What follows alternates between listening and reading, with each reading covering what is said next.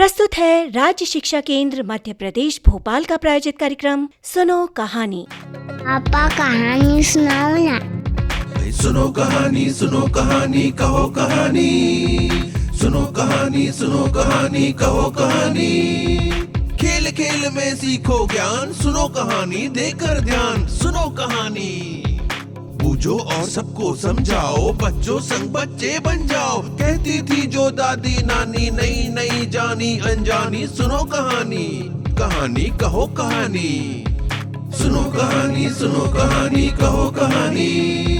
सुनो कहानी कहो कहानी। फिर क्या हुआ पापा?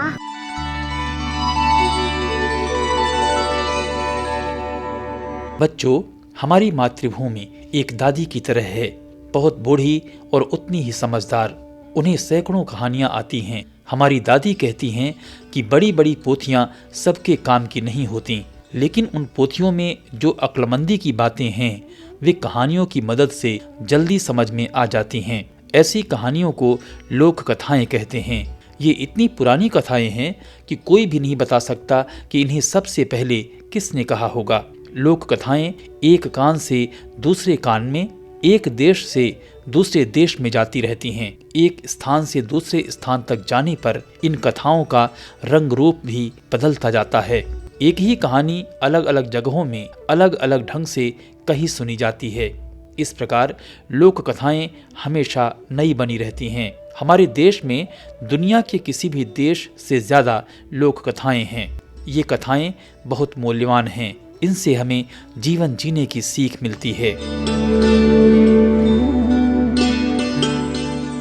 अक्सर हम पढ़ते सुनते हैं कि कुछ लोग मीठी मीठी बातें बनाकर या लालच में डालकर हमें ठग लेते हैं। आज सुनो कहानी कार्यक्रम में हम आपको सुनवा रहे हैं कुछ ऐसी ही सावधानी की सीख देती बुंदेली लोक कथा पर आधारित एक कहानी, खूंटे का घोड़ा। कहानी सुना रही हैं राजभवन की सत्कार अधिकारी शिल्पी दिवाकर।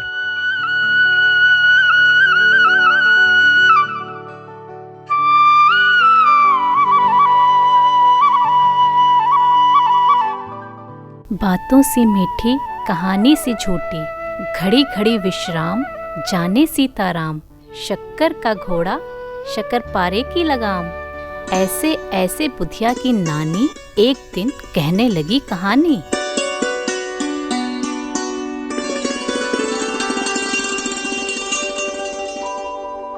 एक था बंजारा, बड़ा ही सीधा, नेक और दयालु। उसके पास था एक ऊंचा पूरा तेज तर्रार घोड़ा। बंजारा घोड़े को बहुत प्यार करता था। एक दिन की बात है, इतना कहकर नानी हो गई चुप और बुधिया के मन में मच गई खलबली। उसने पूछा, बताओ ना नानी, क्या हुआ उस दिन? नानी ने खास कर गला साफ किया और बोली, एक दिन बंजारा घोड़े पर बैठकर कहीं जा रहा था। उसका रास्ता गुजरता था जंगल से। जंगल में था खूब बड़ा तालाब। बंजारे ने सोचा, चलूं घोड़े को पानी पिला दूं। वह तालाब के किनारे गया और घोड़े ने पिया जी भर के पानी।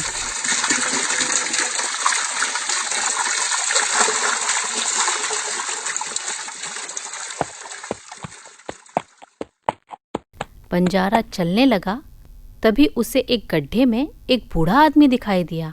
बंजारे को देखकर उस बूढ़े आदमी ने आवाज दी, अरे भाई, मुझे यहाँ से निकालो। अगर मैं यहीं पड़ा रहा तो भूखा प्यासा मर जाऊंगा। बंजारे को दया आ गई। उसने बूढ़े आदमी को गड्ढे से बाहर निकाला। बूढ़े आदमी ने कहा, तुम भले आदमी हो, मैं पास में ही रहता हूँ।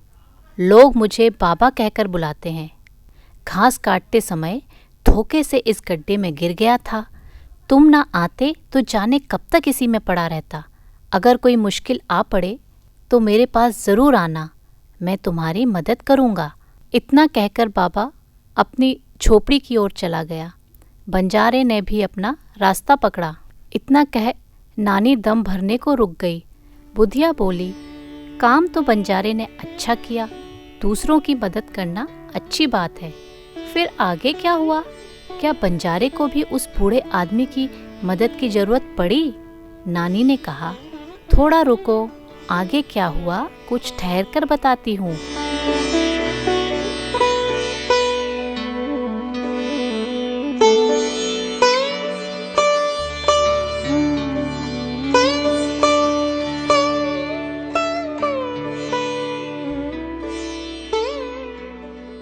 एक बार की बात है, बंजारे को अपने डेरे पर लौटते समय रात हो गई। सूना रास्ता, साए साए चलती हवा और बियाबान जंगल। बंजारा चौकन्नी निगाह किए घोड़े पर बैठा चला जा रहा था। अचानक क्या देखा कि पेड़ के नीचे एक आदमी खड़ा है। उस आदमी ने बंजारे को टोका, अरे इतनी रात में कहाँ जा रहे हो? जंगल की राह, उस पर अकेले, कहीं कोई खतरनाक जानवर मिल जाए तो क्या करोगे? बंजारे ने कहा, करूं भी तो क्या, डेरे पर तो जाना ही होगा। वह आदमी बोला, मेरा गांव पास में ही है, चलो मेरे साथ रात भर रुकना, सुबह अपनी राह लेना। बंजारे ने कहा, पर तुम्हें बेकार में परेशानी होगी। परेशानी की क्या बात, तुम मेरा घर थोड़ी ना ले जाओगे साथ में। उस आदमी ने बंजारे की बात का जवाब दिया। बंजारा मीठी मीठी बातें सुनकर उसके साथ हो लिया। उस आदमी ने बंजारे को अपने घर ले जाकर खूब आवभगत की।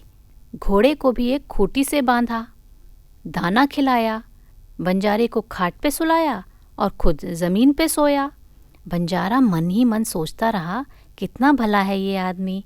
यह सोचते सोचते बंजारा सो गया चैन की नींद। सवेरे मुर्गे ने बांग दी तो बंजारा जागा।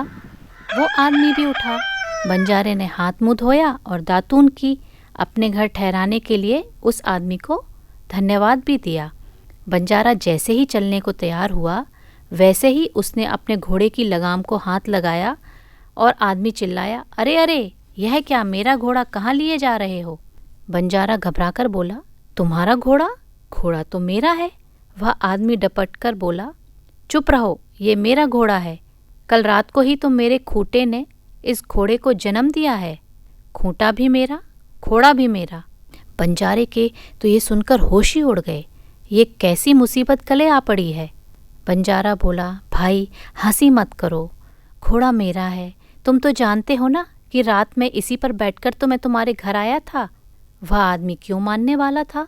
बोला, नहीं, घोड़ा मेरा है। दोनों झगड़ने लगे। बंजारा कहता घोड़ा मेरा है, वो आदमी कहता कि घोड़ा मेरा है। दोनों का झगड़ा सुन के उस आदमी के दोनों पड़ोसी भी आ गए। बंजारे ने उनसे कहा, देखो भैया कैसा अंधेर है, ये आदमी मेरे घोड़े को अपना बता रहा है। पर बेचारे बंजारे को क्या मालूम था कि वो आदमी और उसके दोनों पड़ोसी ठग थे, मिलजुल कर सीधे साधे लोगों को ठगते थे। उन दोनों ने ठगी की, हाँ में हाँ मिलाई और बंजारे को डरा धमकाकर भगा दिया। बुधिया बोली, बेचारा बंजारा। पर नानी, उस बंजारे ने अपना घोड़ा पाने के लिए क्या कुछ नहीं किया? नानी ने कहा, सुनती रहो, अभी पूरी कहाँ हुई है कहानी, जरा दम ले लूं तो आगे कहूँ।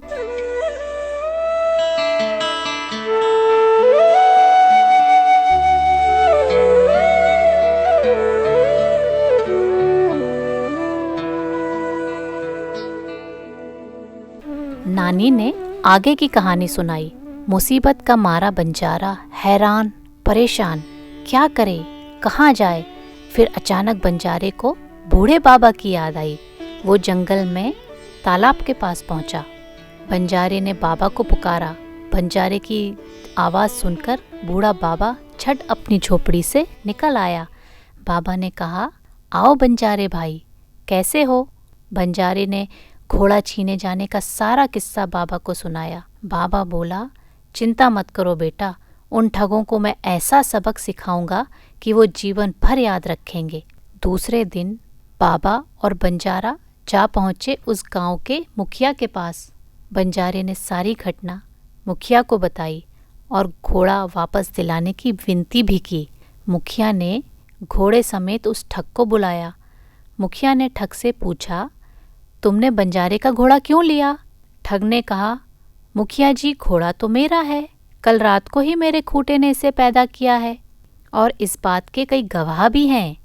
उसके दोनों पड़ोसी ठगों ने गवाही दी कि हाँ, ऐसा ही हुआ था। मुखिया ये सुनकर सोच में पड़ गया। मुखिया जानता था कि ये लोग चोर और ठग हैं, पर मिलकर झूठ बोलने और गवाही देने के कारण हमेशा बचे रहते हैं। बाबा यह सब देख रहा था।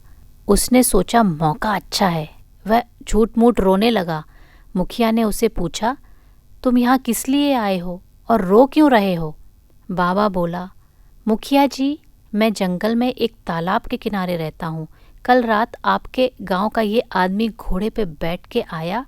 इसने तालाब के पानी में आग लगा दी, और जब मैं पानी में लगी आग बुझाने लगा तो इसने मेरी 1000 अशर्फियाँ चुरा ली और भाग गया। आप कृपया मेरी अशर्फियाँ दिला दीजिए। मुखिया बाबा की बात समझ गया। उसने उस ठग से 1000 अशर्फियाँ देने को कहा। ठग बोला, मुखिया जी, ये बूढ़ा झूठ बोल रहा है। भला आप ही बताइए, कहीं पानी में आग लगती है क्या? बाबा ने कहा, जब लकड़ी का खूंटा जीते जागते घोड़े को जन्म दे सकता है तो पानी में भी क्यों आग नहीं लग सकती भाई? मुखिया ने ठग से कहा, इनका कहना ठीक है, या तो बंजारे का घोड़ा लौटाओ या 1000 अशर्फियाँ दो। अब क्या था, पूरा पासा ही पलट गया। अस्ता पस्ता कर ठग ने लौटाया बंजारे का घोड़ा। मुखिया ने ठगों को किया गांव से बाहर। बंजारा बाबा की चतुराई की बड़ाई करते करते अपने डेरे पे लौटा। जैसे बना बंजारे का काम, वैसे बने सबके काम। इतना कहकर नानी ने ख़त्म की अपनी कहानी और बुधिया ने बजाई ताली।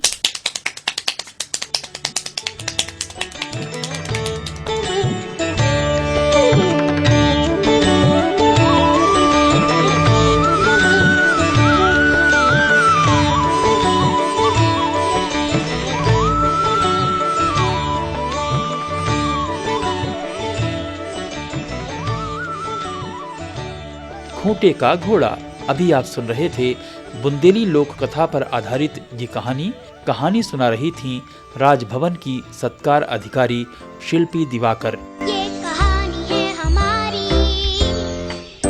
ये कहानी है तुम्हारी, हम सब की है ये कहानी। देखो, सुनो, सोचो, समझो और सीख लो, और सीख लो, और सीख लो, और सीख लो। और अब सवाल जवाब। 15 जनवरी को प्रसारित तीसरे एपिसोड में आपने सुनी थी सुदर्शन की कालजयी कहानी हार की जीत। आपसे हमने प्रश्न पूछा था कि कहानी हार की जीत से हमें क्या शिक्षा मिलती है। इस प्रश्न के जवाब में सैकड़ों विद्यार्थियों के मेल हमें प्राप्त हुए हैं। तीसरे एपिसोड के 5 सर्वश्रेष्ठ उत्तरदाता विद्यार्थियों के नाम हैं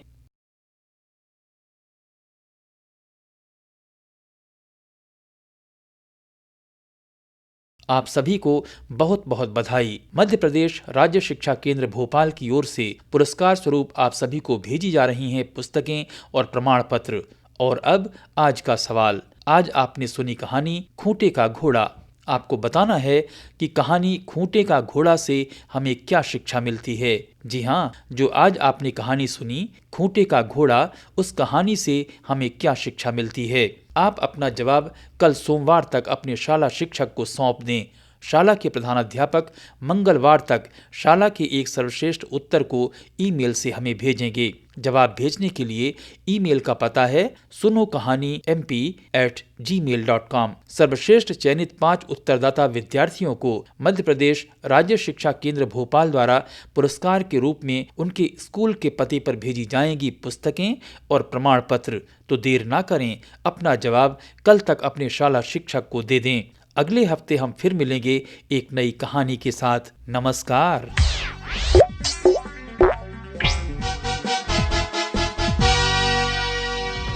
सुनो कहानी, सुनो कहानी, कहो कहानी, सुनो कहानी, सुनो कहानी, कहो कहानी। खेल खेल में सीखो ज्ञान, सुनो कहानी देकर ध्यान, सुनो कहानी। बूझो और सबको समझाओ, बच्चों संग बच्चे बन जाओ। कहती थी जो दादी नानी, नई नई जानी अनजानी। सुनो कहानी, कहानी कहो कहानी, सुनो कहानी, सुनो कहानी, कहो कहानी। सुनो कहानी कहो कहानी। अभी आप सुन रहे थे राज्य शिक्षा केंद्र मध्य प्रदेश भोपाल का प्रायोजित कार्यक्रम सुनो कहानी।